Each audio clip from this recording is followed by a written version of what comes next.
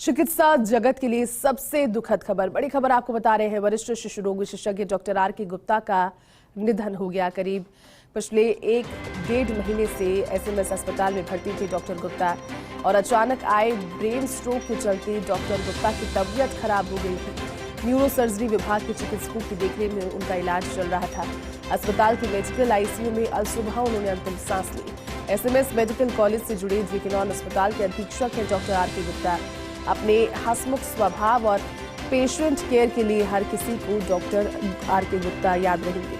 तो यह बेहद दुखद, क्योंकि लगातार शिशु रोग विशेषज्ञ और जब बात किसी भी माता पिता के लिए बच्चों की बीमारी या फिर ऐसे किसी चिकित्सक की आती थी जयपुर में विशेष तौर पर और प्रदेश के अलग अलग हिस्सों से लोग पहुंचते भी थे, जिसमें एक विश्वास पात्र डॉक्टर उन्हें चाहिए हो, क्योंकि छोटे बच्चों के साथ 1% भी रिस्क नहीं लिया जा सकता।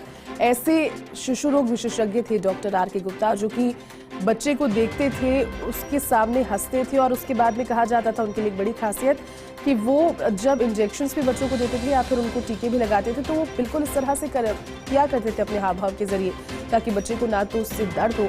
इसके अलावा जटिल से जटिल जो बच्चों की बीमारियां हैं उसके भी एक्सपर्ट बताए जाते हैं। वरिष्ठ शिशु रोग विशेषज्ञ डॉक्टर आर.के. गुप्ता का निधन चिकित्सा जगत के लिए वाकई में सबसे दुखद खबर है। और चलिए इसी खबर पर ज्यादा जानकारी के साथ सहयोगी विकास इस वक्त हमारे साथ जुड़ गए। विकास, वाकई में चिकित्सा जगत के लिए सबसे दुखद खबर, हंसता खेलता चेहरा जो कि बच्चों की बीमारियों को जटिल से बीमारियों को ठीक करने में लगातार उन्होंने जीवन पर्यंत कार्य किया, अब वो हमारे बीच नहीं रहे, बेहद दुखद। क्या कहेंगे विकास? देश भर के कह सकते हैं कि अतिप्राप्त फिजिशियन थे आर.के. गुप्ता जी, और उनका जाना सभी पूरा चिकित्सा जगत है उन सभी के लिए एक बहुत ही दुखद खबर है। करीब 1.5 महीने पहले, यानी कि बात करें 1 फरवरी की रात को उनको अचानक ब्रेन स्ट्रोक आया था। और ब्रेन स्ट्रोक जब आया था तब बहुत ही सीवियर कंडीशन में उनको एसएमएस अस्पताल में भर्ती कराया गया था, जहां पर चिकित्सकों की टीम ने उनके ऑपरेशन भी किए, लगातार प्रयास भी किया, लेकिन उनकी जिस तरह की स्थिति थी और जिस तरह से मस्तिष्क में चोट आई थी तो उसको देखते हुए ब्रेन डेड जैसी स्थिति में पहुंच गए थे।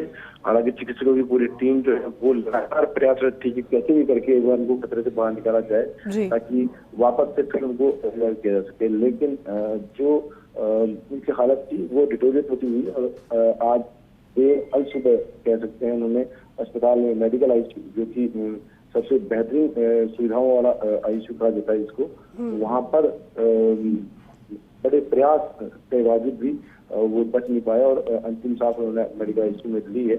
और ये मैं बताऊं आपको कि आर.के. गुप्ता जो है वो सभी के जहन में याद रहेंगे, भले चाहे वो चले गए लेकिन वो सभी के जहन में याद रहेंगे, क्योंकि उनकी कार्यशैली एक अलग तरह की कार्यशैली थी। स्वभाव उनका था, कभी किसी काम के लिए किसी भी मरीज को ना नहीं कहना उनकी फिक्र में शामिल था।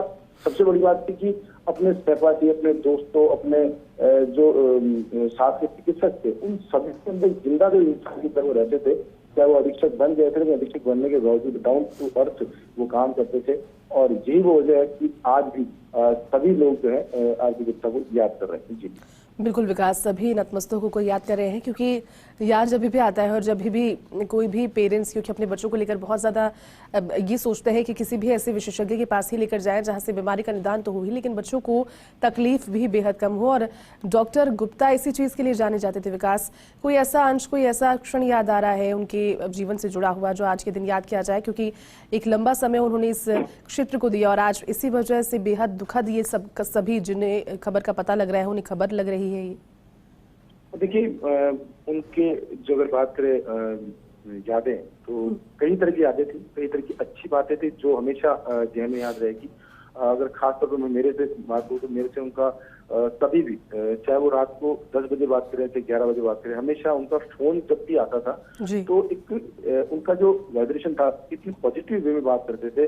और कभी भी किसी मरीज के बारे में बात करनी हो, चाहे किसी मरीज के सेहत के बारे में बात करनी हो, तो उनका रेस्पॉन्स, क्विक रेस्पॉन्स था कि तत्काल प्रभाव से रिप्लाई करना कि उस मरीज के साथ ये किया गया, इस तरह से ट्रीटमेंट किया गया। यानी कि कह सकते हैं कि गरीब, मतलब कह सकते हैं मरीजों के लिए बहुत इसमें रखते थे, हर मरीज को का ध्यान रखते थे। और साथ में जब उनको अधीक्षक की जिम्मेदारी दी गई तो एज ए प्रशासक के रूप में वो जेकेलो अस्पताल के अंदर लगातार नवाचार करते, चाहे वो जांचों की बात करें, चाहे वो जब जांचों को लेकर सवाल खड़े हुए कि लोगों को कई घंटों का इंतजार करना पड़ता है, तो उन्होंने अलग अलग काउंटर खुलवाए, तत्काल प्रभाव, क्विक रेस्पॉन्स, मतलब जो भी दिक्कतें आती थी अस्पताल में, जिस तरह की, क्योंकि जब खबरें चलती है तो उस पर रिएक्शन भी होते हैं, लेकिन उनका इसे खबर चलने के बाद में उसको पॉजिटिव वे में लेते थे वो लोग और उसका समाधान निकालने का प्रयास करते थे।